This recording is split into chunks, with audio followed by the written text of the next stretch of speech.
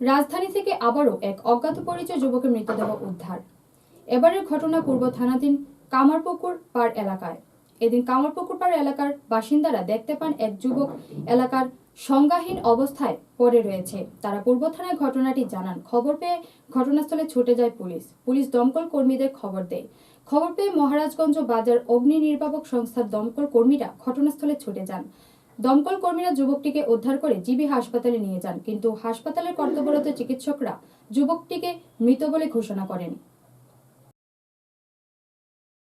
খবর আসছিল 112 থেকে ফোন করছে যে কামারপুকুর পাড় একজন লোক অ্যাক্সিডেন্ট না গিয়া দিদি পড়ে রয়েছে।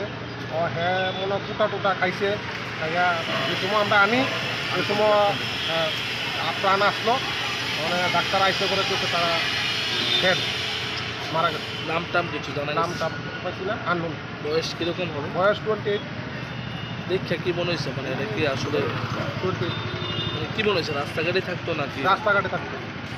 মৃত্যুর কারণ কি, মানে অতিরিক্ত নেশা? তো আমরা তো সত্যি কিছু কইতাম না, এটা টুটা বা যে কোনো একটা কোনো কিছু নাশকতামূলক খাইছে।